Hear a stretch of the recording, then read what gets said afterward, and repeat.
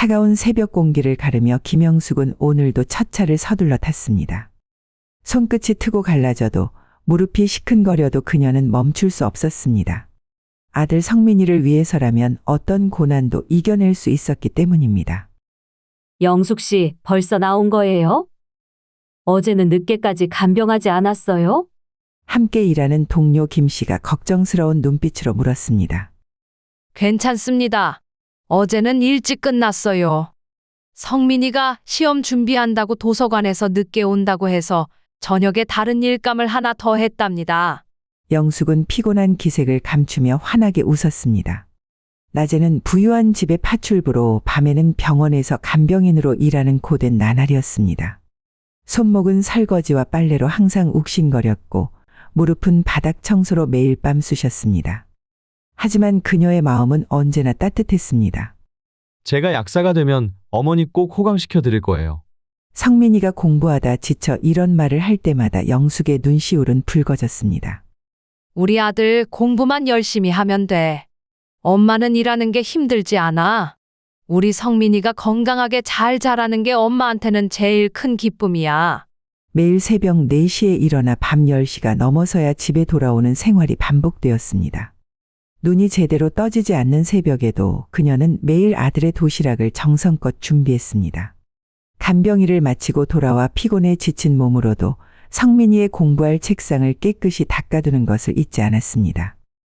영숙 씨, 이렇게 무리하다가 몸 상하면 어쩌려고 그래요? 좀 쉬엄쉬엄 해요.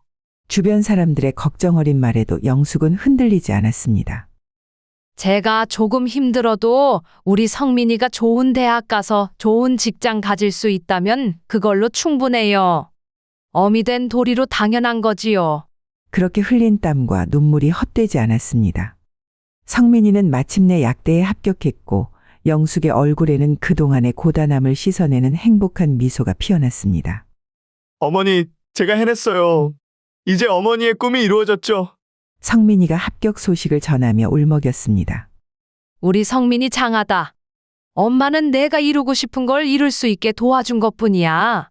창밖으로 스며드는 따스한 햇살처럼 영숙의 마음에도 온기가 가득 찼습니다.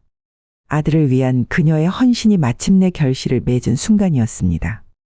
성민이는 약대를 우수한 성적으로 졸업하고 곧바로 대학병원 약국에 취직했습니다.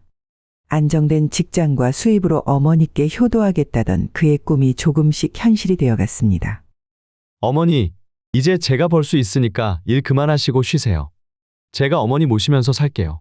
퇴근길에 들른 성민이가 진지한 얼굴로 말했습니다. 영숙은 고개를 저었습니다.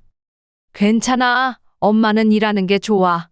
몸을 움직이는 게 건강에도 좋고 일하면서 만나는 사람들도 있고 너한테 부담 주고 싶지 않구나. 평생을 아들 교육비를 제외하고는 한 푼도 쓰지 않고 모은 돈으로 영숙은 아들과 함께 살 집을 마련했습니다. 작지만 깨끗한 아파트였고 그녀의 자존심이자 희망이었습니다. 어느 저녁 평소보다 일찍 퇴근한 성민이가 저녁상을 차려달라고 했습니다. 오랜만에 둘이서 마주 앉아 식사를 하는 동안 성민이의 표정이 어딘가 긴장된 것처럼 보였습니다. 어머니, 사실 제가 오늘 드릴 말씀이 있어서요. 젓가락질을 멈추고 망설이듯 입을 여는 성민이를 보며 영숙의 가슴이 쿵쾅거렸습니다. 어머니, 저 사실 만나는 사람이 있어요. 취업한 지 얼마 안 됐지만 그 사람하고 결혼하고 싶어요. 숟가락이 그릇에 부딪히는 소리가 크게 들렸습니다. 영숙은 놀란 마음을 진정시키려 애쓰며 천천히 물었습니다. 어떤 사람이니? 엄마한테 갑자기 이야기를 하니 좀 놀랐구나. 죄송해요. 너무 갑작스럽게 말씀드렸죠. 사실 제가 어떻게 말씀드려야 할지 며칠째 고민했어요. 그 사람 이름은 혜진이라고 하는데. 영숙은 아들의 말을 듣는 동안 마음속으로 복잡한 감정이 일었습니다. 기쁨과 걱정 그리고 약간의 서운함이 뒤섞였습니다. 이제 막 안정을 찾은 아들의 삶에 새로운 변화가 올 것이라는 예감에 가슴이 먹먹해졌습니다. 성민아, 엄마가 너무 놀란 것 같지? 내가 좋은 사람 만났다니 다행이구나. 엄마는 내가 행복하면 그걸로 충분해. 영숙은 떨리는 목소리를 감추며 환하게 웃어 보였습니다. 그날 저녁 식사 자리에서 성민이는 한참을 머뭇거리다가 다시 입을 열었습니다. 어머니, 근데 솔직하게 말씀드릴 게 있습니다. 혜진이와 결혼을 서두르게 된 데는 이유가 있어요. 아기가 생겼습니다. 영숙의 머릿속이 하얘졌습니다. 한참을 침묵하다가 겨우 입을 열었습니다. 알겠다, 성민아. 주말에 혜진이를 데리고 오너라. 엄마가 한번 봐야겠구나.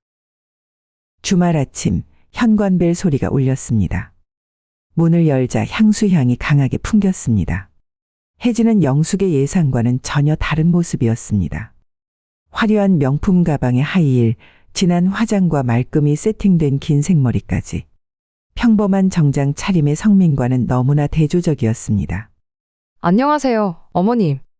저는 혜진이라고 합니다. 성민 오빠한테 말씀 많이 들었어요. 세련된 말투로 인사하는 혜진을 보며 영숙의 마음속에 불안감이 스쳤습니다. 거실에 앉아 이야기를 나누는 동안 성민이의 눈빛이 혜진에게서 떨어지지 않았습니다. 똑똑하고 이성적이던 아들이 혜진의 모든 말과 행동에 웃음을 지었습니다. 혜진이는 어린 나이에 부모님을 여의고 할머니 손에서 자랐어요.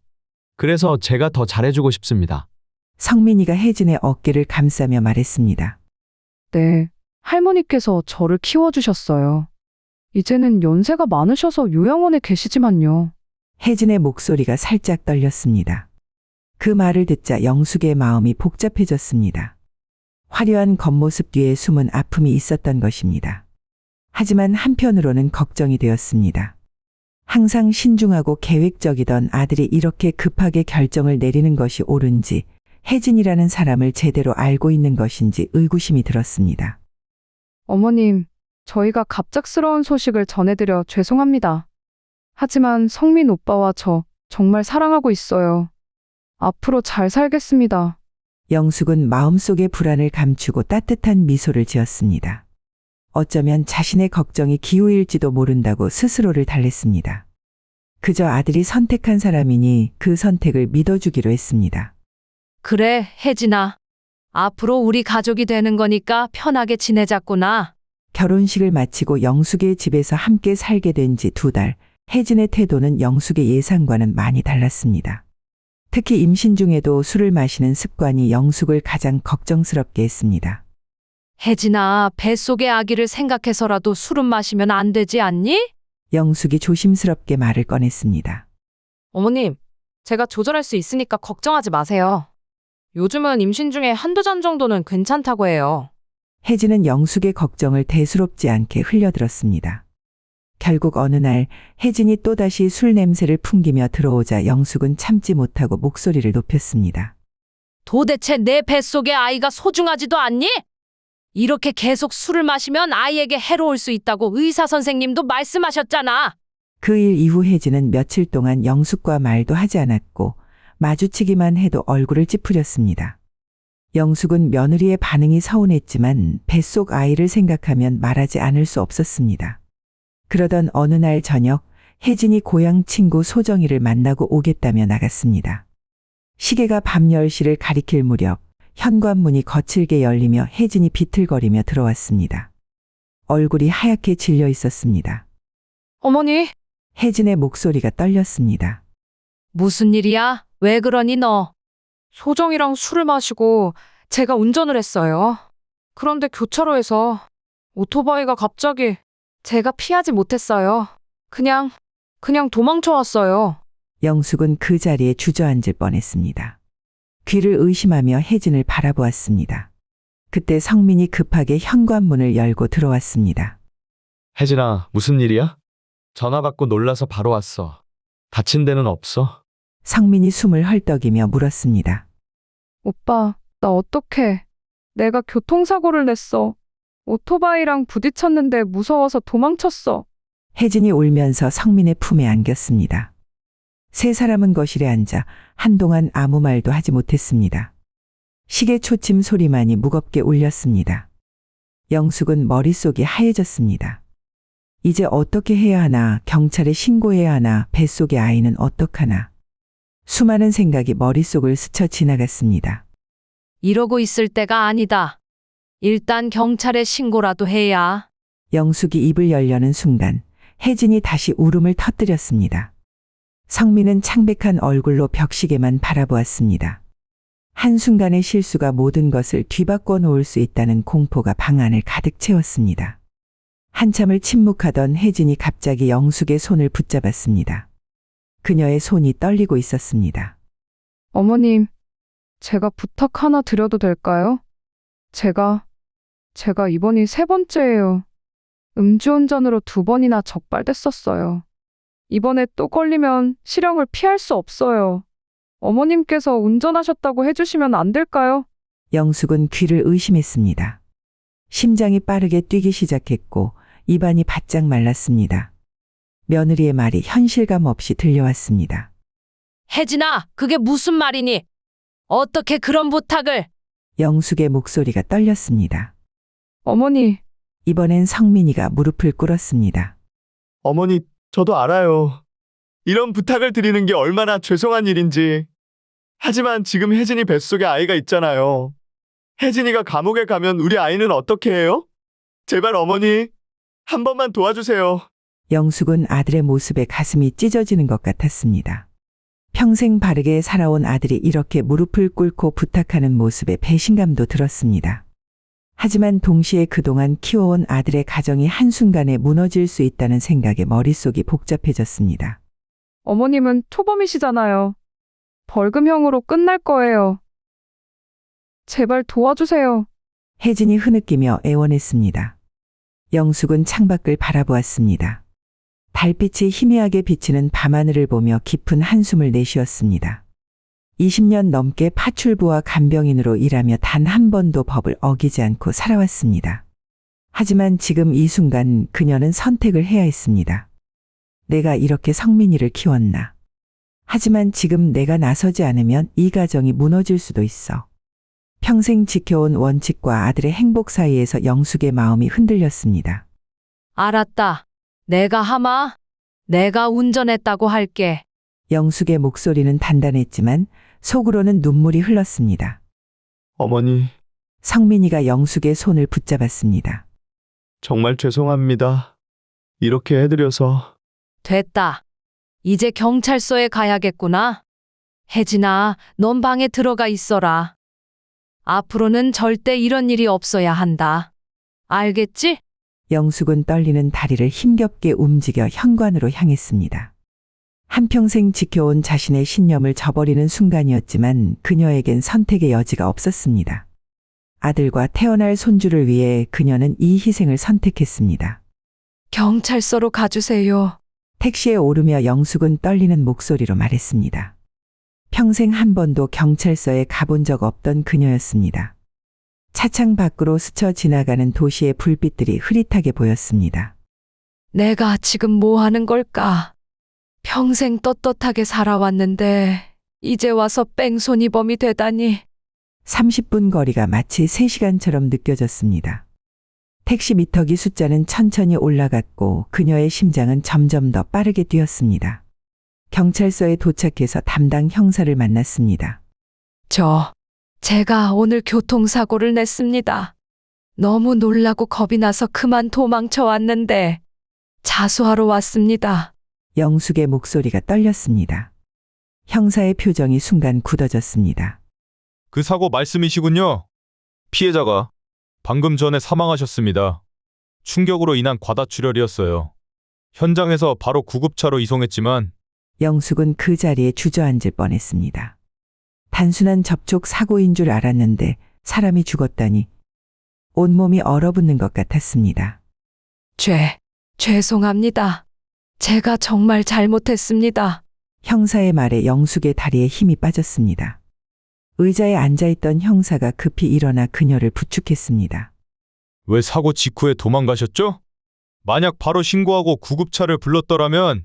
형사의 목소리에는 안타까움이 묻어났습니다.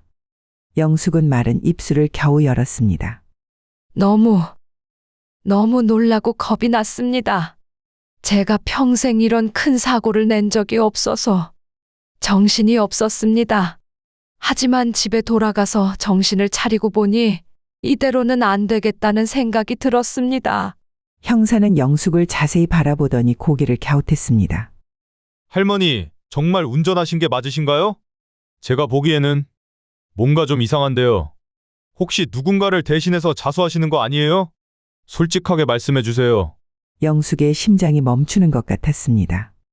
형사의 날카로운 눈빛에 잠시 흔들렸지만 곧 뱃속에 아이와 아들 부부의 얼굴이 떠올랐습니다. 아닙니다. 제가 확실히 운전했습니다. 제가 잘못해서 이런 큰 사고가 났습니다. 말을 하면서도 영숙의 가슴은 찢어질 듯이 아팠습니다. 자신의 거짓말로 인해 누군가의 소중한 생명을 구하지 못했다는 죄책감이 밀려왔습니다. 하지만 이미 돌이킬 수 없는 상황이었습니다. 눈을 질끈 감으며 영숙은 단호하게 말했습니다. 그래서 직접 자수하러 오신 건가요? 정말 확실하신가요? 거짓말을 하시면 나중에 더 큰 죄가 될 수 있습니다. 형사가 다시 한번 물었습니다. 네, 제가 했습니다. 모든 책임을 지고 싶습니다. 영숙은 고개를 숙인 채 떨리는 손으로 무릎을 꽉 쥐었습니다. 생전 처음 하는 거짓말이었지만 가족을 위해서라면 이 정도 죄는 감당할 수 있다고 스스로를 위로했습니다. 사건이 뉴스에 보도되면서 사망한 피해자의 사연이 알려졌습니다.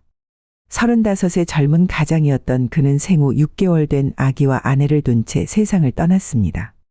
생계를 위해 야간 배달을 하던 중이었다는 사실이 알려지자 여론은 들끓었습니다. 피고인은 음주운전으로 인해 한 가정의 가장을 앗아갔을 뿐 아니라 사고 후 도주하여 피해자의 생명을 구할 수 있는 골든타임을 놓쳤습니다. 검사의 구형이 법정에 울려 퍼졌습니다. 영숙은 피고인석에 앉아 고개를 숙인 채 떨고 있었습니다. 방청석에서는 피해자의 아내가 흐느끼는 소리가 들렸습니다. 피고인에게 징역 8년을 선고합니다. 재판장의 선고가 마치 망치처럼 영숙의 머리를 강타했습니다. 8년이라는 시간이 얼마나 긴 시간인지 실감이 나지 않았습니다. 그저 하늘이 무너지는 것 같았습니다. 어머니, 성민이가 법정 밖에서 영숙을 기다리고 있었습니다. 눈가가 붉어진 채였습니다. 어머님, 저 때문에 정말 죄송합니다. 혜진도 눈물을 흘리며 영숙의 손을 잡았습니다. 괜찮다. 너희는 이제 아이를 잘 키워야 한다. 면회는 오지 마라. 나 없는 동안 둘이 잘 살고. 영숙은 떨리는 목소리를 진정시키려 애썼습니다. 교도관이 다가왔습니다. 이제 가야 할 시간이었습니다. 영숙은 마지막으로 아들 부부를 바라보았습니다. 뱃속의 아이는 자신이 없는 동안 태어나 자라겠죠. 8년 후면 초등학생이 되어 있을 것입니다. 어머니, 저희가 꼭 기다리고 있겠습니다. 그동안 정말 죄송합니다. 성민이의 마지막 인사가 복도에 울렸습니다. 영숙은 고개를 끄덕이는 것으로 대답을 대신했습니다. 더 이상 말을 하면 눈물이 쏟아질 것 같았기 때문입니다. 교도관을 따라 걸으며 그녀는 자신의 선택이 옳았는지 다시 한번 생각했습니다. 하지만 이미 돌이킬 수 없는 길이었습니다. 이제 그녀에게 남은 것은 긴 수감 생활뿐이었습니다. 교도소 생활이 시작되고 처음 몇 달간은 아들 부부가 정기적으로 면회를 왔습니다. 하지만 시간이 흐르면서 면회 횟수는 점점 줄어들었고 왔다가도 시간을 채우지 못하고 서둘러 돌아가는 일이 잦아졌습니다. 어머니, 저희가 자주 못 와서 죄송해요. 요즘 혜진이가 입덧이 심해서. 성민이의 말투는 예전처럼 미안해하는 기색이 없었습니다. 마치 의무적으로 하는 말 같았습니다. 수감 생활로 인해 영숙의 건강은 나빠져 갔습니다. 딱딱한 침대에서 자다 보니 허리도 아프고 면회가 뜸해질수록 마음의 병도 깊어졌습니다. 교도소 의무실에 가는 횟수가 늘어났지만 이런 사실을 아들에게 알리고 싶지 않았습니다. 6개월 만에 찾아온 면회에서 아들 부부의 표정은 전과 달랐습니다. 어머니, 드릴 말씀이 있습니다. 성민이가 무거운 목소리로 입을 열었습니다. 동네에서 우리 가족을 살인자 가족이라고 수군거려요. 아이가 곧 태어나는데 그런 동네에서는 못 살겠어요. 그래서 집을 팔아야 할 것 같습니다. 영숙은 가슴이 철렁 내려앉았습니다. 평생을 모아서 마련한 집이었습니다. 어머님, 위임장만 써주시면 저희가 다 알아서 할게요. 새로운 동네에서 다시 시작하고 싶어요. 혜진의 말투에는 예전에 애원하는 기색은 찾아볼 수 없었습니다. 지금 당장 결정하셔야 해요. 다음 주에 중개사님이 오시기로 했거든요. 재촉하는 며느리의 말에 영숙은 아들을 바라보았지만 성민은 고개를 돌렸습니다. 이렇게 변해버렸구나. 영숙의 마음이 무너져 내렸습니다. 하지만 달리 선택할 수 있는 것이 없었습니다. 알았다. 위임장을 쓰마. 떨리는 손으로 위임장에 서명하는 동안 영숙의 눈에서는 눈물이 흘렀습니다. 그 후로 아들 부부의 면회는 완전히 끊겼습니다. 가끔 오는 편지에는 이사했다는 소식과 손주가 태어났다는 내용뿐이었습니다. 점차 그마저도 뜸해졌고 교도소 공중전화로 거는 전화는 항상 받지 않았습니다. 김영숙 씨, 또 전화하시나요? 이제 그만 포기하세요. 교도관이 안타까운 눈으로 바라보았습니다. 네. 마지막으로 한 번만 더 해보려고요. 혹시 전화번호가 바뀌었을까 해서. 하지만 수화기 너머로 들리는 것은 언제나 전화를 받을 수 없습니다라는 기계적인 목소리뿐이었습니다. 8년이라는 시간이 흘렀습니다. 그중 6년은 아들 부부와 연락이 완전히 끊긴 채였습니다. 출소를 일주일 앞두고 동료 재소자들이 영숙의 손을 잡았습니다. 영숙 씨, 드디어 나가시네요. 밖에서도 건강하게 지내셔야 해요. 아들네 집으로 가신다면서요? 좋으시겠어요. 손주도 만나시고. 영숙은 쓴웃음을 지으며 고개를 끄덕였습니다. 거짓말이었지만 차마 진실을 말할 수 없었습니다. 출소하는 날 교도소 정문 앞에는 아무도 없었습니다. 다른 출소자들은 가족들과 포옹하며 기쁨의 눈물을 흘렸지만 영숙은 홀로 서 있었습니다. 혹시 마중 나오시는 분 계신가요? 교도관이 조심스레 물었습니다. 네. 아마도 길이 막혀서 조금 늦나 봅니다. 영숙은 아들이 올 거란 기대를 하지 않았지만 그래도 혹시나 하는 마음에 1시간을 더 기다렸습니다. 결국 마지막으로 받았던 편지에 적힌 주소를 찾아갔습니다. 초인종을 누르자 혜진이 문을 열었습니다. 어머님, 오늘 출소하시는 줄 몰랐어요. 혜진의 목소리는 차가웠습니다. 반가움은커녕 당황스러움만 가득했습니다. 갑자기 이렇게 오시면 어떡해요? 미리 연락이라도 주시지. 혜진은 현관문을 완전히 열어주지 않은 채 말했습니다. 그때 안에서 어린아이가 뛰어나왔다가 영숙을 보고 깜짝 놀라 방으로 도망가듯 들어갔습니다. 8년 동안 그리던 손주였습니다.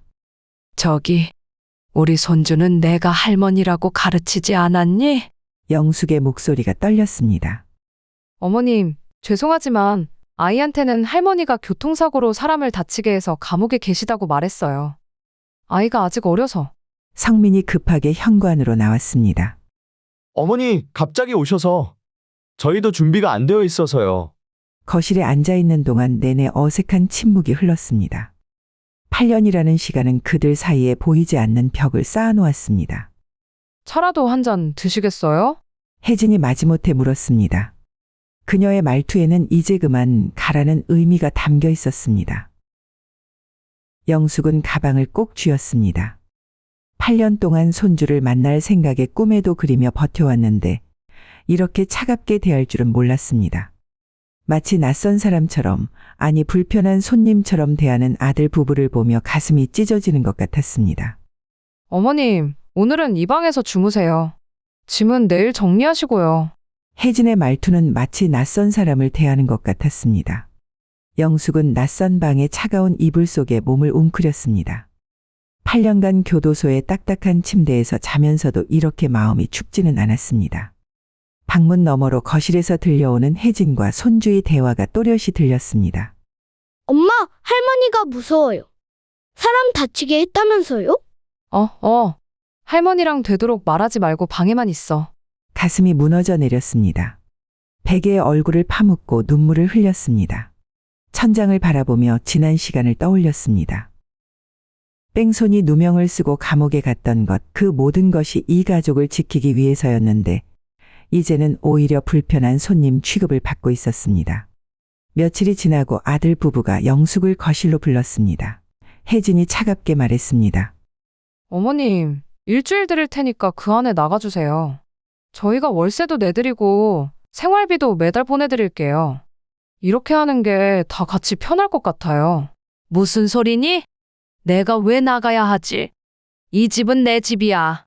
영숙의 목소리가 떨렸습니다. 어머니, 여기서 같이 살면 동네 사람들 눈이 있잖아요. 아이도 이제 학교 들어갈 나이인데 할머니가 전과자라고 소문나면 어떡해요?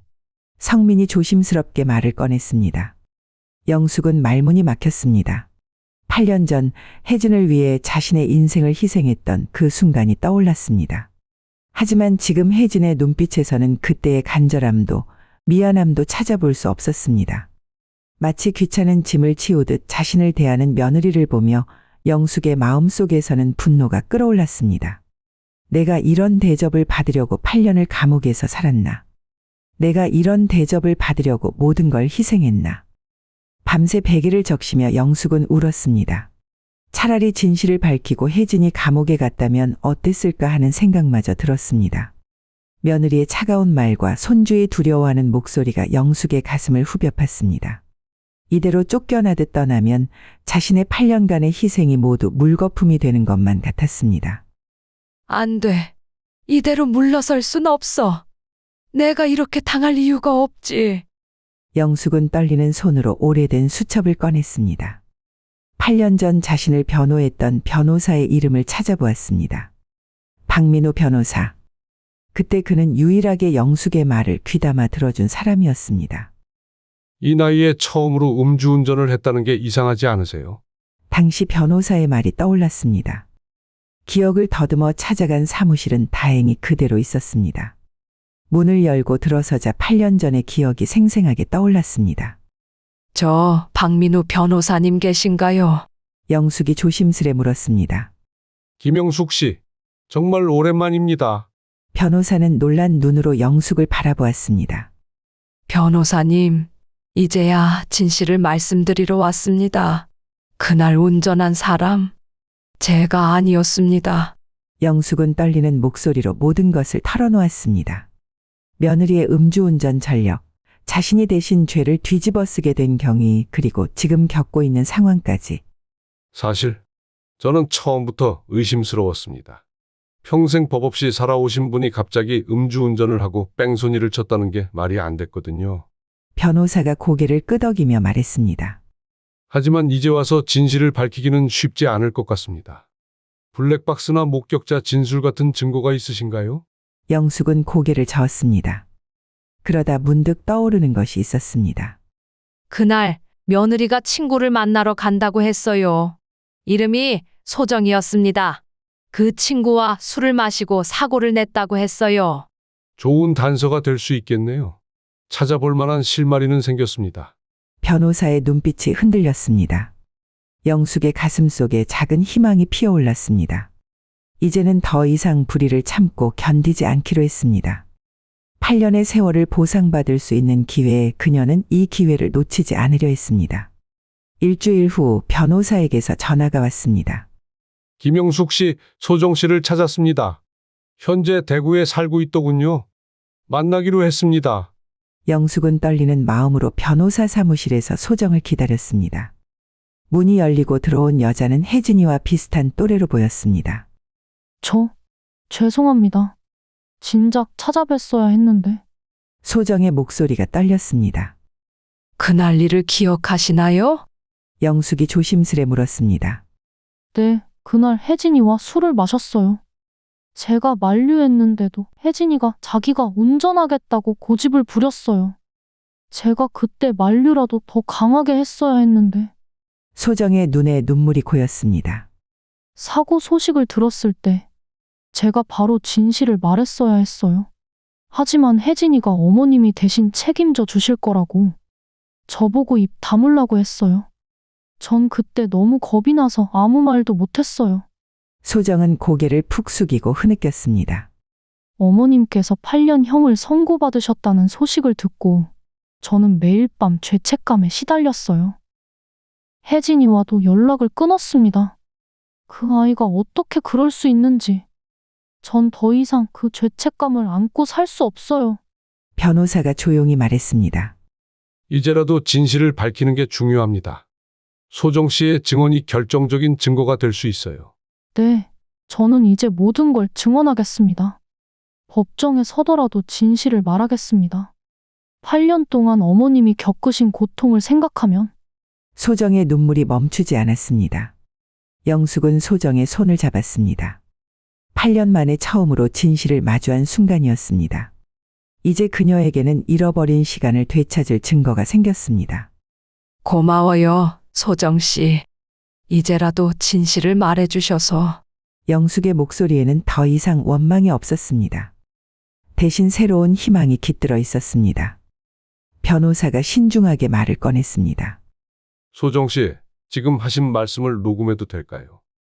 법적 증거로 사용할 수 있을 것 같습니다. 네, 당연히 괜찮습니다.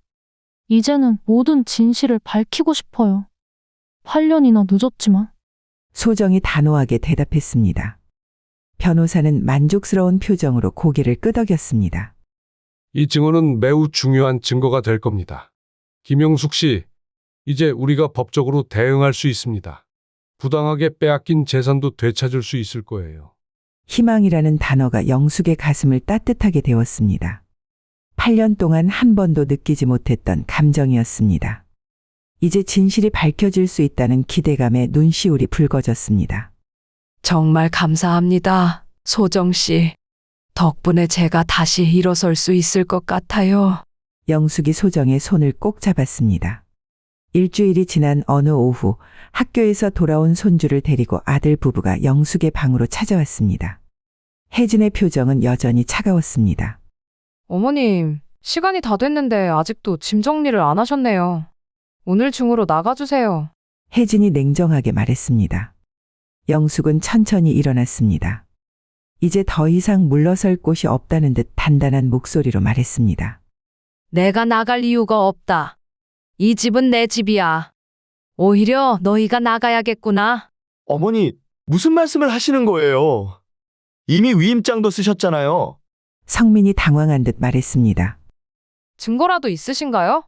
어머님 말씀만으로는 아무것도 할 수 없어요. 혜진이 비웃듯 말했습니다. 영숙은 스마트폰을 꺼냈습니다. 손가락이 떨리지 않았습니다.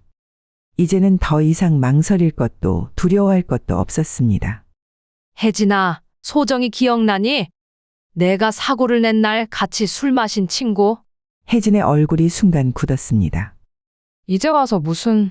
혜진의 말이 채 끝나기도 전에 녹음된 소정의 목소리가 울려 퍼졌습니다. 사고 당시의 상황, 혜진이 음주운전을 했다는 진술이 또렷하게 들렸습니다. 이게 무슨... 혜진이 말을 더듬었습니다. 나는 이제 경찰서에 가서 모든 진실을 밝힐 거야. 내가 거짓 자백으로 처벌받을 수도 있지만 그건 상관없어. 너희들의 배신이 더 큰 죄야. 영숙의 목소리에는 더 이상 망설임이 없었습니다. 어머니, 제발 그러지 마세요. 성민이 허둥지둥 말렸습니다. 성민아, 난 내가 이렇게 변할 줄 몰랐다. 내 아들이 이렇게까지 나를 배신할 줄은. 8년 동안 면회 한 번 제대로 오지 않더니 이제는 날 내쫓으려고? 영숙은 창밖을 바라보았습니다. 햇살이 마치 그동안의 어둠을 걷어내듯 밝게 빛났습니다. 이제 더 이상 너희를 봐주지 않을 거다. 모든 진실이 밝혀지면 혜진이는 구속될 거고 너도 공범으로 처벌받을 수 있어. 그래도 괜찮니? 방 안에는 무거운 침묵이 내려앉았습니다. 손주는 상황을 이해하지 못한 채 불안한 눈빛으로 부모를 바라보았습니다. 영숙의 단호한 결심 앞에서 아들과 며느리는 더 이상 아무 말도 할 수 없었습니다. 아들 부부는 영숙의 요구대로 아파트를 다시 그녀의 명의로 돌려놓았습니다. 이제 진실을 밝힐 시간이었습니다. 영숙은 거실에서 텔레비전을 보고 있는 손주를 불렀습니다. 우리 준수, 이리 와서 할머니랑 잠깐 이야기 좀 하자. 영숙의 목소리는 따뜻했습니다. 처음에는 망설이던 준수가 조심스레 다가왔습니다. 영숙은 손주의 작은 손을 꼭 잡았습니다. 8년 동안 꿈에서도 그리던 순간이었습니다. 준수야, 할머니가 중요한 이야기를 해줄게. 할머니는 나쁜 사람이 아니야. 우리 가족을 지키려고 거짓말을 한 거였어. 준수가 호기심 어린 눈으로 물었습니다. 거짓말이요? 엄마가 할머니가 교통사고로 사람을 다치게 해서 감옥에 갔다고 했는데. 아니란다. 그건 사실이 아니야. 할머니는 우리 준수 엄마를 지키려고 대신 감옥에 간 거였어. 준수 엄마가 실수를 했는데 할머니가 대신 책임진 거지. 준수의 눈이 동그래졌습니다. 그럼 할머니는 나쁜 사람이 아니에요? 엄마가 사고를 냈다고요? 그렇단다. 할머니는 너희 가족이 행복하게 살길 바라는 마음에 그렇게 했단다.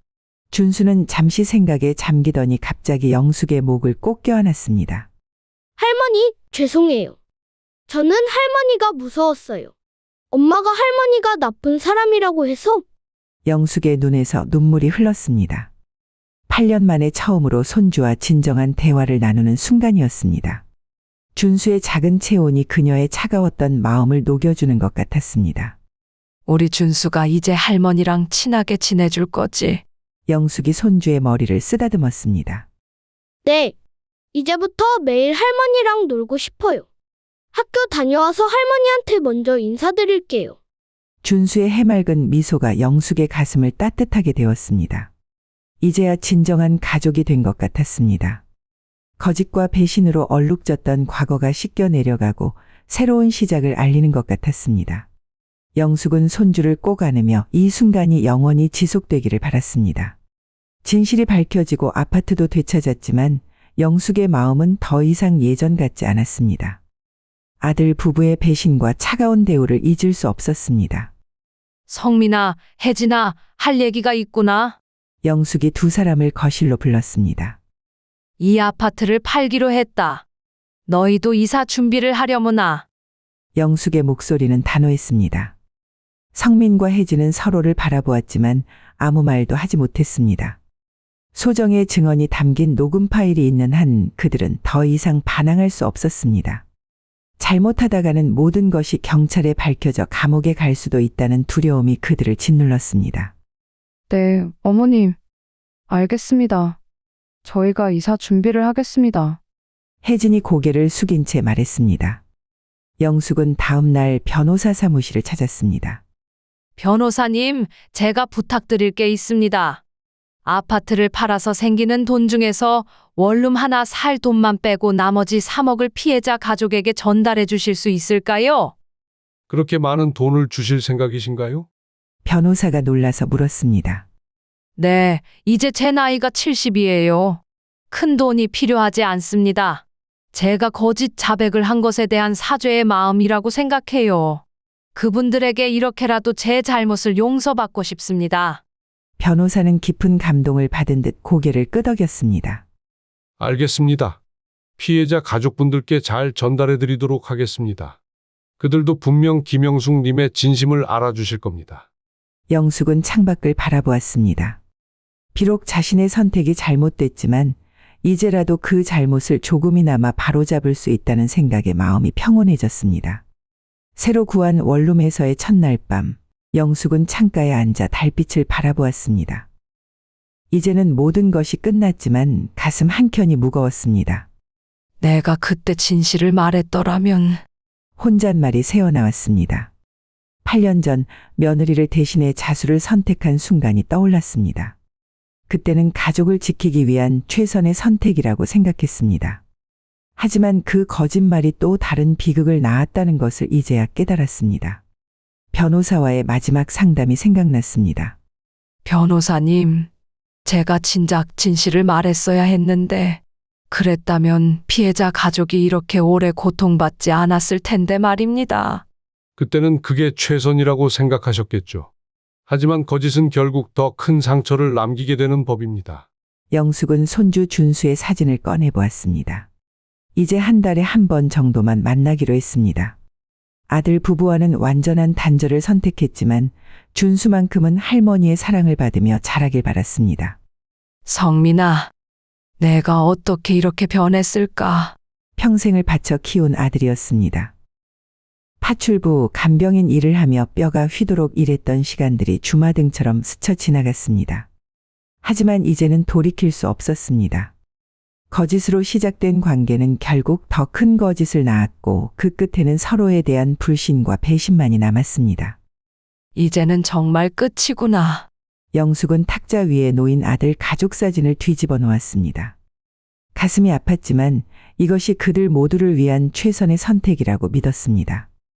창밖에 달빛이 구름에 가려졌다가 다시 밝게 비쳤습니다. 마치 영숙의 인생처럼 어둠 속에서도 희미한 빛은 존재했습니다. 비록 가족은 잃었지만 이제야 진정한 자신의 모습을 되찾은 것 같았습니다. 이제는 나 자신을 위해 살아야겠구나. 영숙의 눈에서 마지막 눈물이 흘러내렸습니다. 그것은 후회의 눈물이자 새로운 시작을 알리는 눈물이었습니다. 구독과 좋아요, 알림 설정해 주시면 다음 사연도 가장 먼저 만나보실 수 있습니다. 남편과 사별한 지 어느덧 10년이 지났습니다. 정숙자는 매일 아침 일찍 가게의 문을 열며 하루를 시작했습니다. 차가운 새벽 공기를 가르며 과일 박스를 나르는 일은 여전히 힘들었지만 이제는 익숙해진 일상이 되었습니다. 과일들을 정성스럽게 진열하면서 벌써 10년 전 이맘때 남편과 함께 가게 문을 열던 날들이 떠올랐습니다. 그때는 둘이서 나누던 수많은 이야기와 웃음소리로 새벽이 전혀 춥지 않았었는데 지금은 그 자리를 정막이 대신하고 있었습니다. 언니, 오늘도 일찍 나오셨네요. 벌써 이걸 혼자 다 하신 거예요? 하여간 진짜 부지런하셔라. 맞다. 이번에 둘째가 승진했다면서요? 언니는 좋겠어요. 아들 둘 다 잘 커서요. 옆 가게 이명순이 따뜻한 차 한 잔을 들고 와 인사를 건넸습니다. 매일 아침 이렇게 챙겨주는 이명순의 마음이 따뜻하게 느껴졌습니다. 명순 씨 나왔구나? 이제 자기들 앞가림은 하는 것 같으니 나만 잘 살면 돼. 숙자는 아들 이야기를 하는 순간만큼은 피곤한 기색도 잊은 듯 환하게 웃었습니다. 쌓아놓은 과일 상자들 사이로 스며드는 아침 햇살이 그녀의 주름진 얼굴을 비추었고 그 얼굴에는 자식들에 대한 한없는 사랑과 자부심이 가득했습니다. 큰아들 지훈이는 진작 결혼해서 잘 살고 있고 얼마 전 결혼한 작은아들 우진이는 대기업에 다니면서 바쁜 나날을 보내고 있었습니다.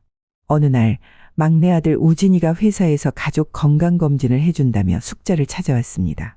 어머니, 이번에 꼭 검진 받으셔야 해요. 평소에 아파도 병원 안 가시는 거 제가 다 알아요. 난 멀쩡한데 무슨 검진을 받아. 돈도 아깝고 바쁜데 시간도 없어. 어머니, 제가 아버지 일찍 돌아가시고 나서 제일 후회되는 게 뭔 줄 아세요? 아버지 건강검진 한번 제대로 못 해드린 거예요. 이번엔 꼭 가셔야 해요. 우진이의 진심 어린 걱정에 결국 숙자는 건강검진을 받기로 했습니다. 평소 딱히 아픈 데가 없어서 걱정 없이 받았는데 결과는 충격적이었습니다. 고혈압, 골다공증은 물론이고 위의 종양까지 발견되었습니다. 다행히 초기에 발견해 수술로 해결할 수 있었지만 더 큰 충격은 따로 있었습니다. 어머님, 초기 치매 증상이 보입니다. 아직은 경미한 수준이지만 꾸준한 관리가 필요하세요. 의사의 말에 숙자는 그 자리에 얼어붙었습니다. 최근 들어 손님들에게 거스름돈을 잘못 주거나 이미 충분히 과일을 주문해 놓고 또 주문하는 실수를 종종 했던 게 떠올랐습니다. 단순히 나이 탓이라 생각했던 일들이 모두 치매의 전조 증상이었다는 사실에 가슴이 무너져 내렸습니다. 불쑥불쑥 찾아오는 외로움을 일로 달래며 살아온 세월이 주마등처럼 스쳐 지나갔습니다. 남편이 떠난 후 혼자서 아이들을 키우며 한 번도 쉬지 못했던 지난 시간들이었습니다. 이제서야 조금씩 맛보게 된 편안한 일상들, 이 모든 것이 한순간에 허물어질 것 같은 두려움이 밀려왔습니다. 병원의 하얀 커튼 사이로 따스한 오후 햇살이 들어왔습니다. 정숙자는 창가에 놓인 의자에 앉아 병원 밖 풍경을 바라보고 있었습니다. 30년 넘게 매일 아침 가게 문을 열었던 시간, 이제는 그 일상이 더 이상 계속될 수 없다는 생각에 가슴 한켠이 먹먹해졌습니다. 저 왔어요, 언니. 어떠세요? 많이 좋아지셨죠? 이명순이 과일 바구니를 들고 병실에 들어섰습니다. 명순 씨, 와줘서 고마워. 앉아. 사실 나도 할 말이 있어서 연락하려고 했었는데. 숙자는 잠시 망설이다 입을 열었습니다. 실은 위암 초기라고 해서 수술했는데 그것보다 더 큰 문제가 있어. 글쎄, 내가 치매 초기래. 그동안 가게에서 실수가 잦았던 게 다 이런 이유였나 봐. 숙자의 목소리가 조금씩 떨렸습니다.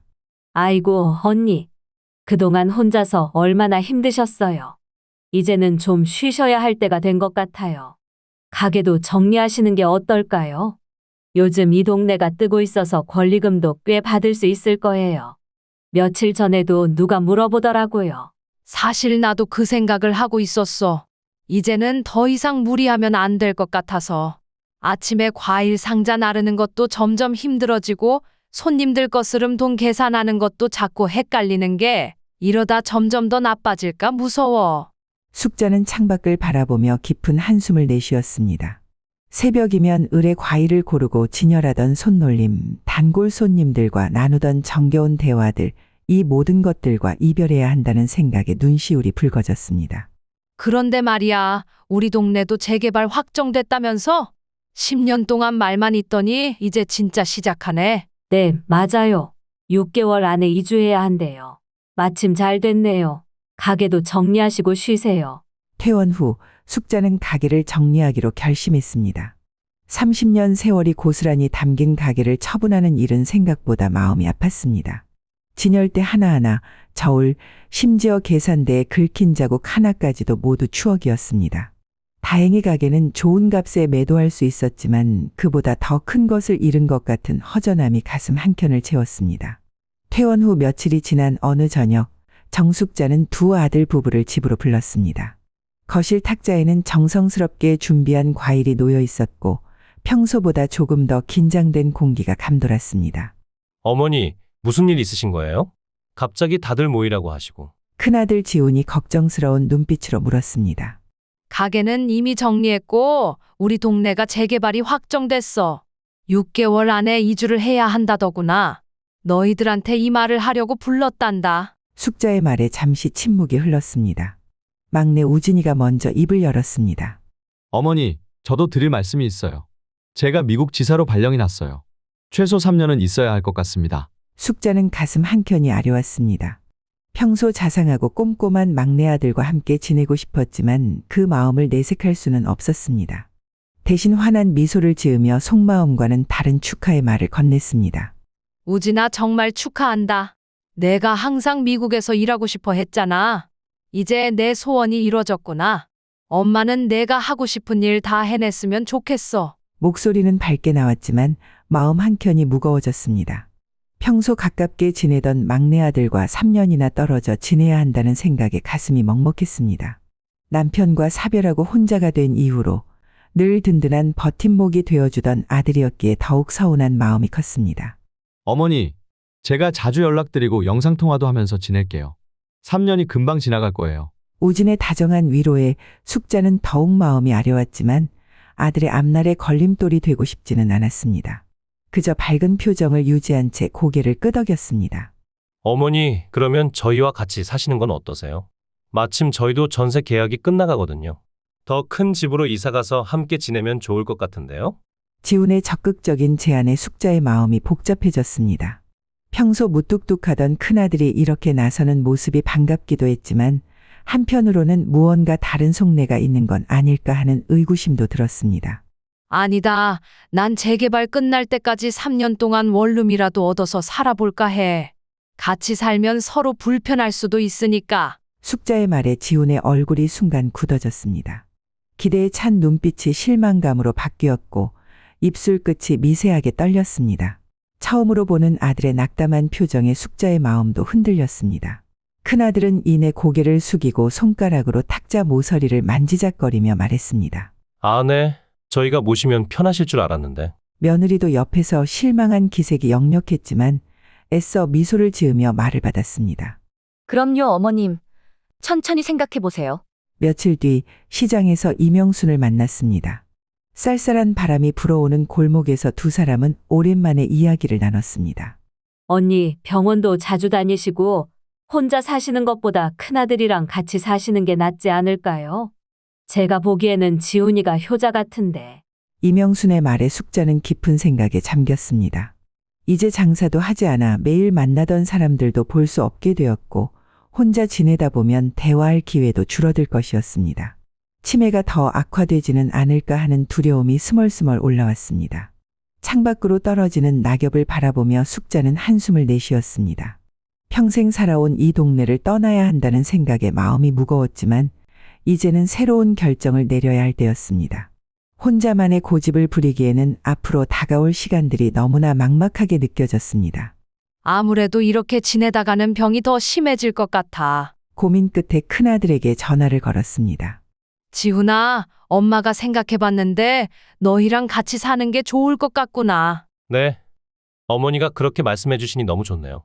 저희가 잘 모실게요. 결정을 내리고 나니 한결 마음이 가벼워졌습니다. 이제라도 가족들과 함께 지내면서 새로운 시작을 할 수 있을 것 같았습니다.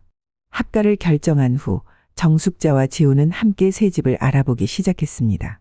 부동산을 돌아다니며 여러 집을 보았지만 마음에 드는 집을 찾기가 쉽지 않았습니다. 어머니, 지금 살고 있는 집은 방이 2개뿐이라 좀 불편할 것 같아요. 방 3개짜리로 알아보는 게 어떨까요? 그래야 어머니도 편하게 지내실 수 있을 것 같은데요. 지훈의 말에 숙자는 고개를 끄덕였습니다. 며칠을 더 돌아다닌 끝에 마침내 적당한 집을 찾았습니다. 햇볕이 잘 들어오는 남향에 방도 3개나 있는 좋은 조건이었습니다. 어머니, 그런데 한 가지 제안 드리고 싶은 게 있어요. 이번에 새로 얻는 집, 제 명의로 해도 될까요? 어차피 나중에는 제가 모실 건데 지금부터 제 명의로 하는 게 좋지 않을까 해서요. 지훈의 말에 숙자의 가슴이 덜컥 내려앉았습니다.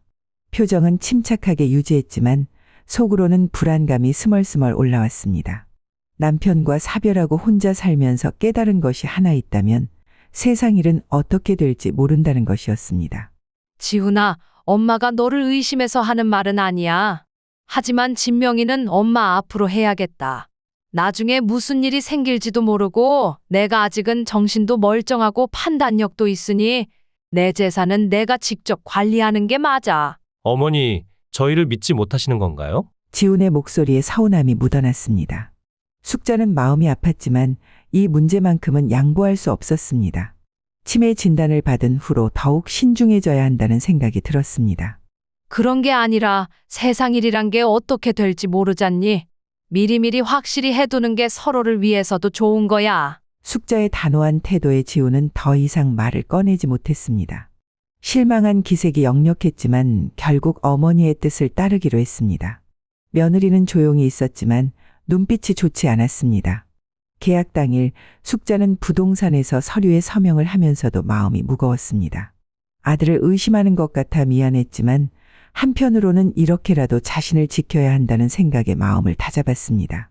이제 네 식구가 함께 살 새로운 보금자리가 생겼지만 숙자의 마음 한켠에는 왠지 모를 불안감이 자리 잡고 있었습니다. 이사 첫날 정숙자는 설레는 마음으로 새 집의 문을 열었습니다. 10년 만에 여러 식구가 한 집에서 살게 된다는 생각에 가슴이 두근거렸습니다. 민수 엄마 아빠는 안방 쓰는 게 좋을 것 같아. 화장실도 딸려 있고 젊은 부부가 쓰기에는 안방이 더 편할 거야. 숙자가 먼저 안방을 권하자 며느리가 형식적인 미소를 지으며 대답했습니다. 어머님, 감사합니다. 그래도 될까요? 하지만 그 말투에는 진심이 느껴지지 않았고 이미 안방으로 짐을 옮기려는 듯한 동작이 자연스러웠습니다. 당연히 그래야죠. 어머님은 짐도 많지 않으실 테고 저희가 안방 쓰는 게 맞죠. 지훈이 덧붙이는 말에 숙자는 쓴웃음을 삼켰습니다. 자신이 먼저 제안했음에도 불구하고 너무나 당연하게 받아들이는 아들 부부의 태도에 마음 한켠이 서늘해졌습니다. 그래도 손주 민수를 매일 볼 수 있다는 생각에 행복했습니다. 특히 민수가 웃을 때면 하늘나라로 간 남편의 모습이 겹쳐 보여 가슴이 뭉클해졌습니다. 할머니, 오늘은 뭐 해주실 거예요? 우리 민수 좋아하는 달걀말이 해줄까? 할머니가 특별히 예쁘게 만들어줄게. 이런 일상의 작은 행복이 채 2달을 넘기지 못했습니다. 주말 밤마다 들려오는 시끄러운 TV 소리와 주방에서의 술자리 소음이 점점 거슬리기 시작했습니다. 아들아, 너무 늦은 거 아니니? 내일도 일찍 일어나야 하잖아. 어머니, 저희도 직장 생활하느라 스트레스 받아서 이렇게라도 풀어야 해요.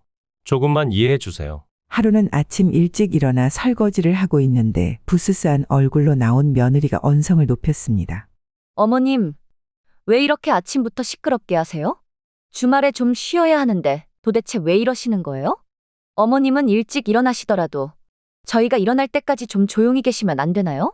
숙자는 그릇을 들던 손이 덜덜 떨렸습니다. 평생 새벽부터 일어나 일하던 습관이 몸에 배어 있는데 이제 와서 그것조차 눈치를 봐야 한다는 게 서글펐습니다. 시어머니 아침밥 차려주지는 못할 망정 내가 차려 먹느라 그릇소리 나는 게 시끄럽다고? 아침은 먹어야 할 거 아니야? 숙자는 작게 중얼거리며 설거지를 멈추었습니다. 이제 주방에서조차 자유롭게 움직일 수 없다는 생각에 가슴이 답답해졌습니다. 아침 햇살이 주방 창으로 비치고 있었지만 숙자의 마음속은 점점 어두워져 갔습니다. 어느 날 아침 며느리가 식탁에 마주 앉아 조심스럽게 말을 꺼냈습니다. 하지만 그 눈빛에는 이미 답을 정해두고 온 듯한 강단이 느껴졌습니다. 어머님, 민수 영어 유치원 보내려고 하는데 한번 상의드리고 싶어서요. 이번에 좋은 데가 있는데. 영어 유치원?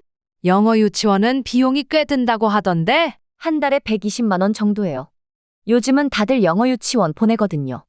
아파트에서 우리 민수만 안 다니면 나중에 다른 애들이랑 어울리기도 힘들어질 것 같아서요. 숙자는 순간 숨이 막혔습니다. 과일 여러 박스를 팔아야 겨우 몇만 원 남기던 시절이 떠올랐습니다. 그렇게나 비싸니? 그냥 일반 유치원은 안 되겠어? 어머님, 재개발 보상금도 받으시고 가게도 처분하셨잖아요.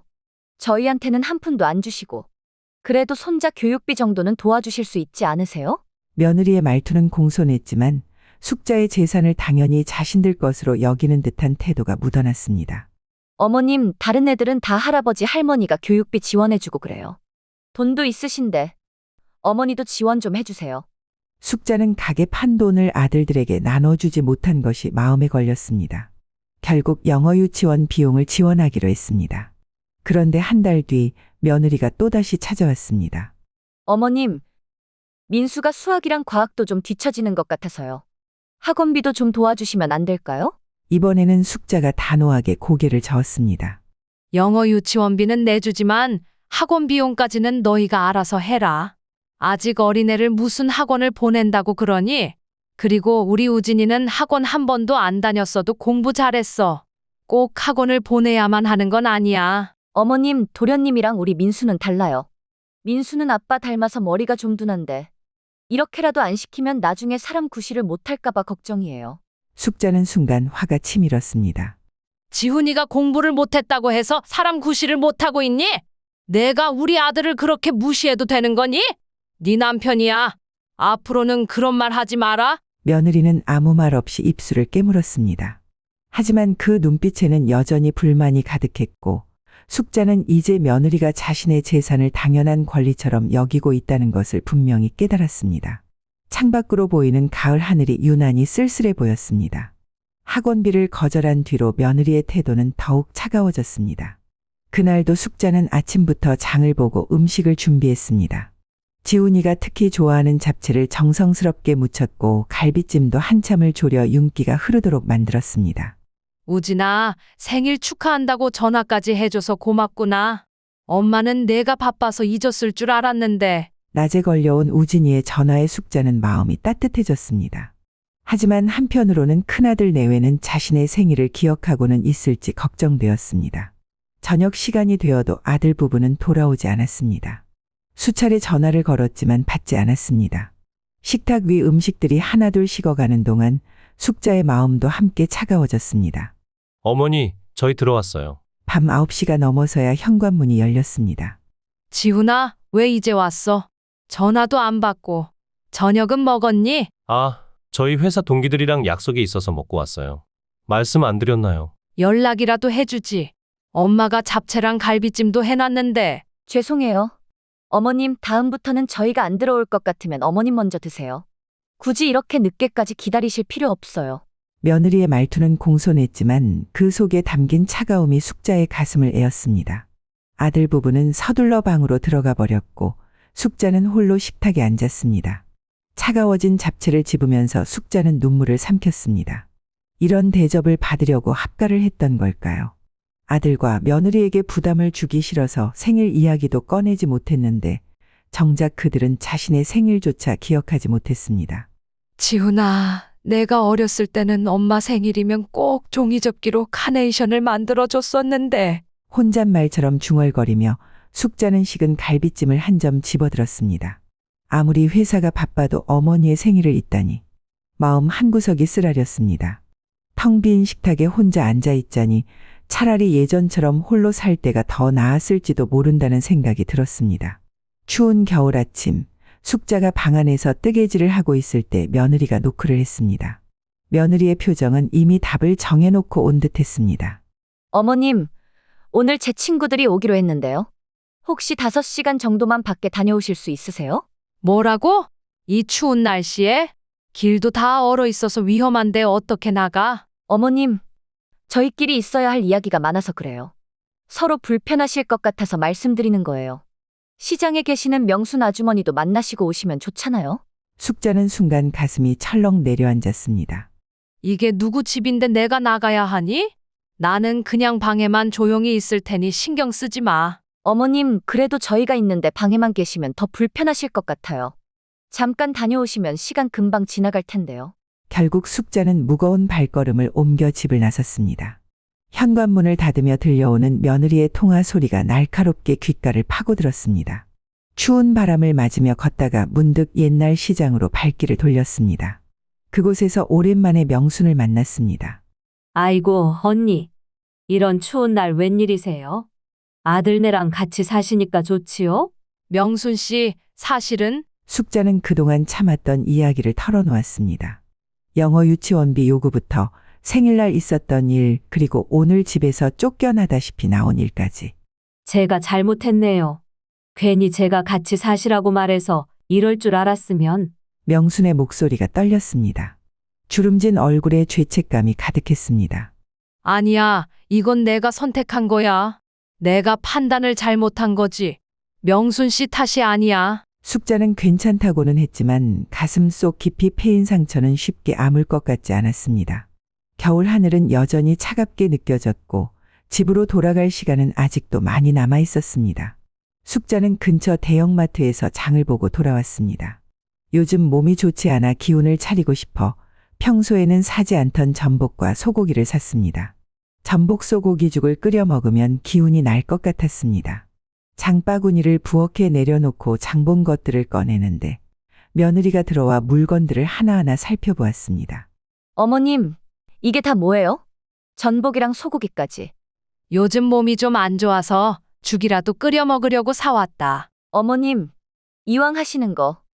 민수는 전복 싫어하는데 그냥 소고기죽으로 하시지. 그럼 다 같이 먹을 수 있고 좋잖아요. 그리고 이렇게 큰 전복은 엄청 비싸던데. 전복을 드셔야겠어요? 숙자의 얼굴이 순간 굳어졌습니다. 아픈 몸을 추스르기 위한 음식 하나 마음대로 못 해먹는다는 게 서글펐습니다. 내가 먹고 싶어서 내 돈으로 사는데 뭐가 문제니? 어머님, 그래도 그 돈이 다 저희 돈이나 마찬가지 아니에요? 나중에 어차피 저희가 받을 돈인데. 이렇게 펑펑 쓰시면 안 되죠. 앞으로는 장 보시기 전에 미리 알려주세요. 제가 봐드릴게요. 누가 너희한테 준다고 했니? 그리고 설령 준다고 해도 지금은 엄연히 내 돈이야. 내가 평생 일해서 번 돈인데. 며느리는 입술을 삐죽거리며 못마땅한 표정을 지었습니다. 그 모습을 보며 숙자는 가슴이 찢어지는 것 같았습니다. 30년 넘게 새벽부터 밤늦게까지 일하며 모은 돈이었습니다. 과일 한 알이라도 더 팔기 위해 추운 겨울에도 더운 여름에도 쉬지 않고 일했던 시간들이 주마등처럼 스쳐 지나갔습니다. 며느리는 전복과 소고기를 냉장고 구석에 넣으며 혀를 찼습니다. 숙자는 자신의 방으로 들어와 침대에 앉았습니다. 이제는 자신의 돈조차 마음대로 쓸 수 없다는 현실이 목을 조여왔습니다. 시장에서 장사하던 때가 그리웠습니다. 비록 힘들었지만 그때는 적어도 자신의 의지대로 살 수 있었습니다. 이렇게 구박받으며 살려고 합가를 결정했던 건 아닌데. 숙자는 깊은 한숨을 내쉬었습니다. 몸이 좋지 않던 어느 날 아침, 며느리가 또다시 숙자의 방문을 두드렸습니다. 이제는 익숙해진 듯한 목소리로 외출을 종용했습니다. 어머님, 오늘도 제 친구들이 오기로 했는데요. 저번처럼 잠깐 나갔다 오시면 안 될까요? 오늘은 도저히 안 되겠어. 감기 기운도 있고 몸이 너무 안 좋아. 그냥 방에만 조용히 있을 테니 신경 쓰지 마라. 그럼 화장실은 어떻게 하실 건데요? 친구들이 거실을 지나가야 하잖아요. 며느리는 잠시 생각하더니 안방으로 들어갔다가 무언가를 들고 나왔습니다. 어머님, 여기 요강이 있는데 이걸로 해결하시면 될 것 같아요. 방에서 나오지 마시고 이걸로 보시면 되잖아요? 숙자는 순간 귀를 의심했습니다. 자신의 집에서 그것도 화장실 가는 것조차 허락되지 않는다니. 입술이 떨렸지만 아무 말도 나오지 않았습니다. 방으로 들어와 요강을 바라보며 숙자는 책상 위에 놓인 막내 아들의 사진을 멍하니 바라보았습니다. 눈물이 하염없이 흘러내렸습니다. 거실에서는 며느리와 친구들의 웃음소리가 끊이지 않았습니다. 시간이 흘러 더 이상 참을 수 없는 순간이 왔습니다. 요강으로는 해결할 수 없는 일이 생긴 것입니다. 결국 숙자는 조심스럽게 방문을 열었습니다. 어머? 어머님이 계셨네요? 며느리의 친구들이 놀란 듯 소리쳤습니다. 순간 며느리의 얼굴이 굳었다가 곧 환한 미소로 바뀌었습니다. 어머님, 저는 외출하신 줄 알았어요. 이렇게 나오셨으니 우리랑 같이 앉아서 과일도 드시고 이야기도 나누시죠. 제가 어머님 좋아하시는 배도 깎아드릴게요. 갑자기 효심 가득한 며느리로 변한 모습에 숙자는 속이 메스꺼워졌습니다. 평소에는 눈치 주고 구박하다가 사람들 앞에서만 효부 행세를 하는 며느리의 이중성이 가증스러웠습니다. 먹기 싫다.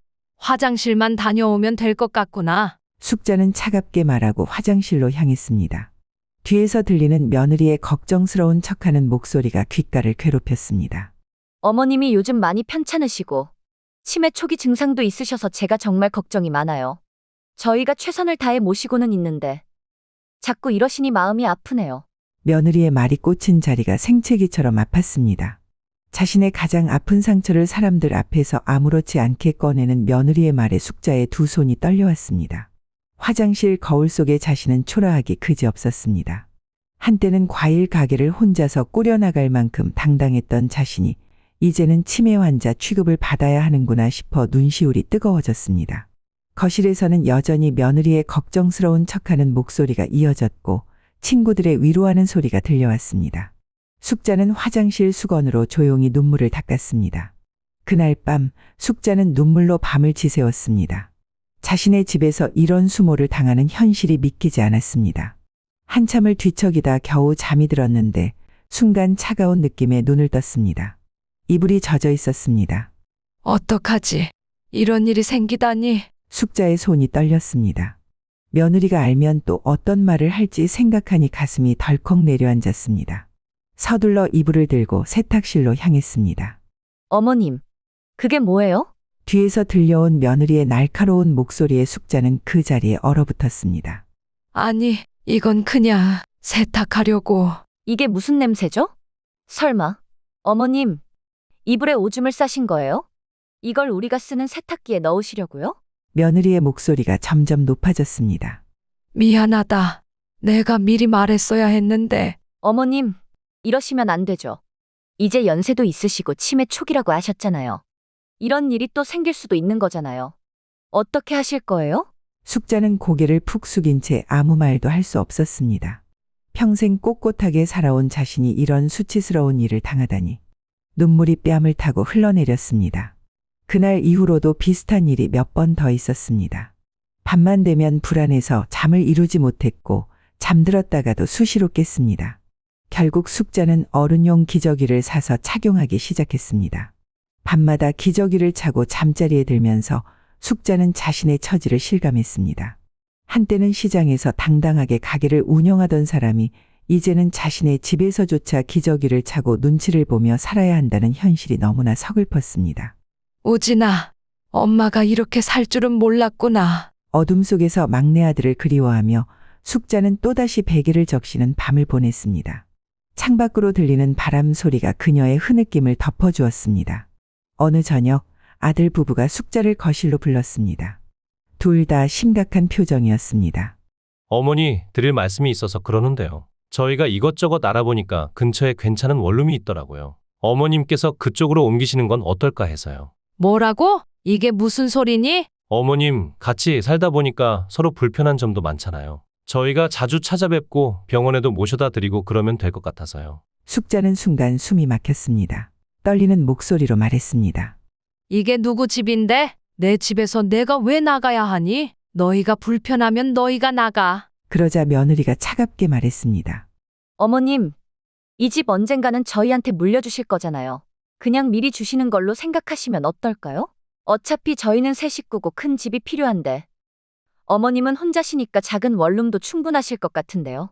맞아요, 어머니. 어머님은 살림도 없으시잖아요. 원룸이면 충분하실 거예요. 일주일 정도 시간 드릴 테니까 잘 생각해 보세요. 지훈의 목소리에는 더 이상 예전의 부드러움이 없었습니다.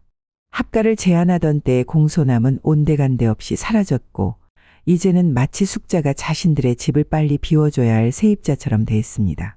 처음부터 이럴 속셈이었던 거니? 숙자의 목소리가 떨렸습니다. 이제야 모든 것이 명확해졌습니다. 처음 합가를 제안했을 때부터 집 명의를 달라고 했을 때에도 모든 것이 이 집을 차지하기 위한 계산된 행동이었던 것입니다. 어머님, 너무 섭섭하게 생각하지 마세요. 저희도 어머님 편하시라고 하는 말씀이에요. 하지만 며느리의 말에는 진심이 느껴지지 않았습니다. 숙자는 더 이상 아무 말도 할 수 없었습니다. 떨리는 다리로 겨우 일어나 방으로 들어왔습니다. 문을 닫는 순간 눈물이 볼을 타고 흘러내렸습니다. 벽에 걸린 달력을 바라보며 숙자는 처연한 미소를 지었습니다. 일주일. 그들이 준 시간은 고작 일주일이었습니다. 30년 넘게 일해서 번 돈으로 산 집에서 이제는 일주일 안에 나가라는 통보를 받은 것입니다. 창밖으로 보이는 달빛이 차갑게 느껴졌습니다. 방으로 돌아온 숙자는 침대에 앉아 한참을 울었습니다. 막내 우진이에게 전화하고 싶은 마음을 간신히 눌렀습니다. 미국에서 열심히 일하고 있는 아들에게 이런 걱정을 끼치고 싶지 않았습니다. 며칠 뒤 우진이에게서 전화가 왔습니다. 어머니, 잘 지내고 계시죠? 왜 이렇게 목소리에 힘이 없으세요? 평소와 다른 목소리였는지 우진이가 곧바로 알아챘습니다. 아니, 그냥 좀 피곤해서 그런가 보다. 어머니, 그러지 마시고 얘기하세요. 뭔가 있는 거 다 알겠는데요. 제가 어머니 아들인데 힘든 일 있으시면 말씀해 주세요. 우진의 따뜻한 말에 숙자의 눈시울이 붉어졌습니다. 그동안 참았던 이야기가 물살처럼 쏟아져 나왔습니다. 우진아, 형이랑 형수가 날 내쫓으려고 해. 내 집에서 나보고 원룸으로 나가라는구나. 떨리는 목소리로 이야기를 시작했습니다. 요강 사건부터 친구들 올 때마다 쫓겨나다시피 했던 일, 그리고 방금 전 있었던 원룸 얘기까지 모든 것을 털어놓았습니다. 전화기 너머로 우진의 거친 숨소리가 들렸습니다. 어머니, 형이 어떻게 어머니한테 이럴 수가 있죠? 우진의 목소리가 떨렸습니다. 평소 차분하던 아들의 목소리에서 분노가 느껴졌습니다. 우진아, 너한테 걱정 끼치기 싫어서 내가 미국에서 잘 지내고 있다고 해서. 어머니가 이런 일을 겪고 계신데 더 이상 말씀 안 하셔도 될 것 같아요. 제가 알아서 할게요. 수화기 너머로 들리는 우진의 숨소리는 더욱 거칠어졌고 책상을 내리치는 소리도 들렸습니다. 우진아, 너무 화내지 마라. 엄마가 잘 해결할게. 어머니, 절대 걱정하지 마세요. 제가 곧 연락드리겠습니다. 우진은 더 이상 말을 잇지 못하고 전화를 끊었습니다. 수화기를 내려놓은 숙자는 한동안 멍하니 앉아 있었습니다. 막내 아들에게까지 이런 걱정을 끼치게 되어 마음이 무거웠지만 한편으로는 이렇게라도 털어놓을 수 있어서 조금은 마음이 가벼워진 것 같았습니다. 일주일이라는 시한이 점점 다가오면서 숙자의 마음은 더욱 불안해졌습니다. 그러던 어느 날 아침 누군가 현관문을 거세게 두드렸습니다. 누구세요? 문을 연 지훈의 얼굴이 순간 굳어졌습니다. 우진이 서 있었습니다. 형, 어떻게 이럴 수 있어요? 엄마를 모시겠다고 해놓고 이제 와서 엄마를 내쫓으려고요? 우진의 목소리가 거실에 울려 퍼졌습니다. 평소 형 앞에서 한 번도 목소리를 높인 적 없던 동생의 모습에 지훈은 당황한 기색이 역력했습니다. 우진아, 너 갑자기 왜 이러는 거야? 너 무슨 일인지나 알고 이러는 거야? 형, 내가 아무것도 모를 것 같아요? 형수 친구들 온다고 엄마를 내쫓고 요강까지 주면서 방에만 계시라고 하고 이게 사람이 할 짓입니까? 숙자는 놀란 마음을 진정시키지 못했습니다. 늘 온화하고 조용하기만 하던 막내 아들의 이런 모습은 처음이었습니다. 하지만 한편으로는 이렇게 자신의 편이 되어주는 아들이 고마워 눈시울이 붉어졌습니다. 도련님, 오해하시는 것 같은데요. 저희가 어머님을 잘 모시고 있었어요. 어머님이 치매 초기라 저희도 걱정이 많아서. 며느리의 말에 우진의 얼굴이 더욱 일그러졌습니다. 형수님, 그만하세요. 엄마 약점 잡아서 이용하시는 거 다 알아요. 처음부터 이 집 노리고 합가하자고 한 거 아니었어요? 내가 뭘 한다고 그래? 우리가 없었으면 어머니 누가 돌봐드렸겠어? 너는 미국 가서 잘 살면서 이제 와서 뭘 한다고 이래? 지훈이 동생의 멱살을 잡았습니다. 우진도 물러서지 않고 형의 손을 쳐냈습니다. 형, 엄마 돈으로 산 집 빼앗으려고 이러는 거예요? 어떻게 이렇게까지 하실 수 있어요? 너희 둘 제발 그만해라. 숙자의 외침에 두 아들은 겨우 몸을 떼어냈습니다. 어머니, 짐 챙기세요. 더 이상 여기 계실 필요 없어요. 우진아, 네가 뭔데? 너 미국 가 있느라 엄마 한 번이라도 제대로 돌봐드린 적 있어? 우리가 아니면 누가 엄마 돌본다고 난리야? 지훈이 비웃듯 말했습니다. 그래, 네가 모실 거야? 얼마나 모실 수 있나 두고 보자. 하지만 우진의 표정은 흔들림이 없었습니다. 숙자는 아들의 단단한 눈빛에서 위로를 받았습니다. 드디어 자신을 진심으로 걱정해주는 사람이 나타났다는 안도감이 밀려왔습니다.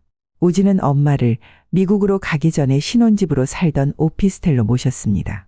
작은 공간이었지만 지금의 숙자에게는 안락한 보금자리가 되어주었습니다. 어머니, 잘 됐어요. 다행히 저희 집 월세 살던 사람이 갑자기 나가서 집이 비었어요. 이제는 어머니 공간이에요. 오피스텔은 깨끗하게 정돈되어 있었습니다. 우진이 미리 청소업체를 불러 깨끗이 정리해 놓았던 것입니다. 우진아, 너한테 엄마 집까지 신경 쓰게 해서 미안하구나. 어머니, 무슨 말씀을 하세요? 제가 이제라도 어머니 곁에 있을 수 있어서 다행이에요. 숙자는 창밖을 바라보았습니다. 큰아들 집에서 지내던 몇 달이 마치 악몽 같았습니다. 매일 아침 불안에 떨며 일어났던 날들이 거짓말처럼 멀게 느껴졌습니다. 어머니, 사실 제가 드릴 말씀이 있어요. 저녁 식사를 마치고 우진이 조심스럽게 입을 열었습니다. 어머니, 저희와 함께 미국으로 가시면 어떨까요? 제가 일하는 곳 근처에 좋은 아파트도 있고 한인타운도 가까워서 불편하지 않으실 거예요. 숙자는 놀라 아들을 바라보았습니다. 그래도 괜찮겠니?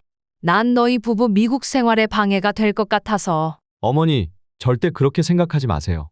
어머니가 계셔주시는 게 저희한테는 더 큰 기쁨이에요. 이제는 제가 어머니 곁에서 효도하고 싶어요. 우진의 진심 어린 말에 숙자는 눈시울이 붉어졌습니다. 아무 말도 할 수 없었습니다. 단지 따뜻한 눈물이 볼을 타고 흘러내렸습니다. 저녁 늦게까지 TV를 보며 이야기를 나누다가 잠자리에 들었습니다. 오랜만에 편안한 마음으로 이불을 덮으며 숙자는 행복한 미소를 지었습니다. 이제는 더 이상 눈치 보며 살지 않아도 된다는 안도감에 가슴이 따뜻해졌습니다. 든든한 막내 아들이 있어 앞으로의 삶이 더는 두렵지 않았습니다. 그날 밤 숙자는 오랜만에 평온한 마음으로 생각을 정리할 수 있었습니다. 창밖의 달빛을 바라보며 단단한 결심을 했습니다. 이제는 더 이상 당하고만 있을 순 없어. 내가 평생 일해서 번 돈으로 산 집인데. 다음 날 아침 일찍 부동산에 전화를 걸었습니다. 여보세요. 제가 지난번에 계약한 집 있잖아요. 금매로 내놓으려고 하는데요. 집 사신 지 얼마 안 되셨는데 왜 파시려고 하세요? 이 동네 집값이 계속 오르고 있어서 좀 더 기다리시면 더 좋은 가격 받으실 수 있을 텐데요. 괜찮아요. 그냥 빨리 팔아주세요. 전 미국으로 갈 거예요. 그 소식을 들은 지훈이 곧바로 전화를 걸어왔습니다. 수화기 너머로 격앙된 목소리가 들렸습니다. 어머니, 대체 왜 이러시는 거예요? 우리한테 한마디 상의도 없이 이러시면 어떡해요? 당장 저희는 갈 데도 없고 전세금도 없는데 이러시면 저희 가족은 어떻게 하라는 거예요? 어머님, 제발 이러지 마세요. 저희 민수 때문에 이사 못 가요. 며느리도 전화를 받아 호소했습니다. 너희들 사정이 그렇다고 해서 내가 평생 눈치 보며 살 순 없지. 한 달 시간 줄 테니까 그 안에 짐 빼. 더 이상 할 말 없다. 어머니, 저희도 살아야죠. 숙자는 더 이상 듣고 싶지 않아 단호하게 전화를 끊었습니다. 손이 떨렸지만 마음만은 확고했습니다. 일주일이 지나고 지훈 부부가 우진의 오피스텔로 찾아왔습니다. 그동안 수십 통의 부재중 전화와 문자를 무시했던 터라 결국 직접 찾아온 것이었습니다. 현관문 앞에서 무릎을 꿇었습니다. 어머니, 정말 죄송합니다. 제가 잘못 생각했어요. 어머니를 원룸으로 모시려고 했던 것도 요강 드린 것도 다 제 불찰이었습니다. 한 번만 기회를 주시면 앞으로는 정말 잘 모시겠습니다. 며느리는 말없이 울기만 했습니다.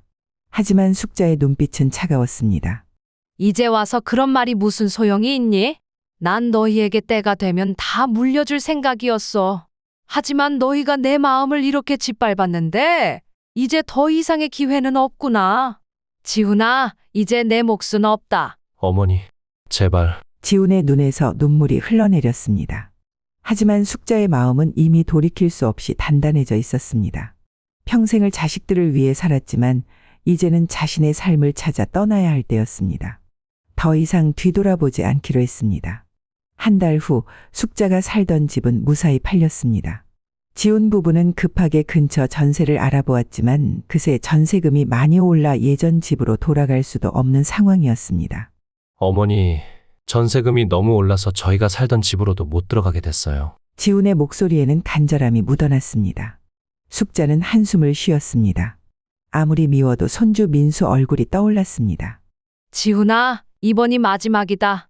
내가 재개발 보상금에서 1억을 줄 테니 그걸로 전세 구해서 살아.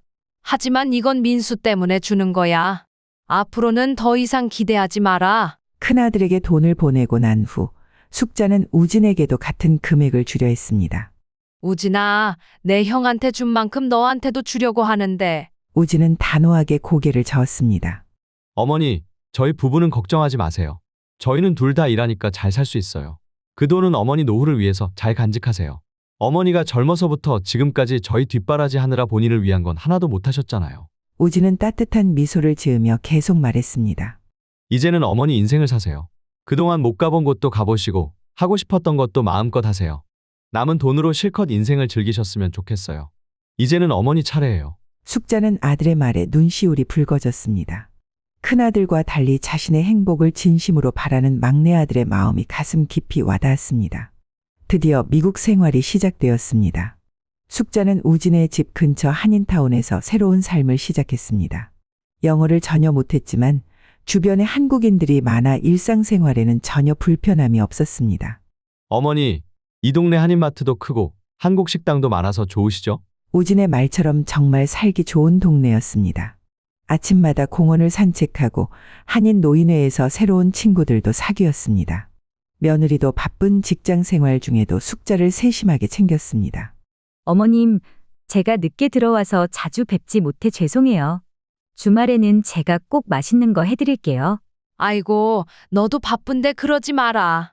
내가 그렇게 생각해주는 것만으로도 고맙다. 시간은 빠르게 흘러갔고 어느덧 한국으로 돌아갈 때가 되었습니다. 저녁 식사 시간, 우진이 조심스럽게 말을 꺼냈습니다. 어머니, 한국 가서도 저희랑 같이 사시는 건 어떠세요? 이제 저희도 한국에서 새로 시작하는데 어머니도 함께 하시면 좋을 것 같아요. 며느리도 따뜻한 미소로 거들었습니다. 네, 어머님. 어머니가 계시니까 저도 많이 편하고 좋아요.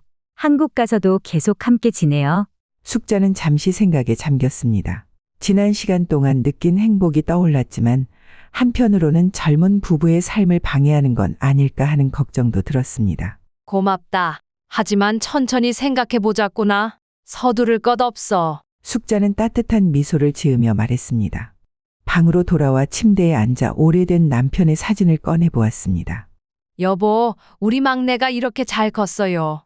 당신 닮아서 그런지 마음도 참 곱고 이렇게 편하게 지내니까 그 치매라는 것도 많이 좋아진 것 같아요. 요즘은 깜빡하는 것도 줄어들고 기억력도 좋아졌다고 병원에서 그러더라고요. 사진 속 남편의 미소가 더욱 환하게 느껴졌습니다. 예전에는 매일 불안에 떨며 잠들었는데 이제는 아침이 기다려질 만큼 행복한 나날을 보내고 있었습니다. 매일 아침 우진이 출근하면서 건네는 어머니 다녀오겠습니다. 라는 인사가 하루의 가장 큰 기쁨이 되었습니다. 여보, 이제야 저도 진짜 행복이 뭔지 알 것 같아요. 우리 우진이네랑 이렇게 지내는 게 얼마나 좋은지 몰라요. 창밖으로 보이는 저녁 노을이 유난히 아름다웠고 방 안에는 따뜻한 행복이 가득했습니다. 구독과 좋아요, 알림 설정해 주시면 다음 사연도 가장 먼저 만나보실 수 있습니다.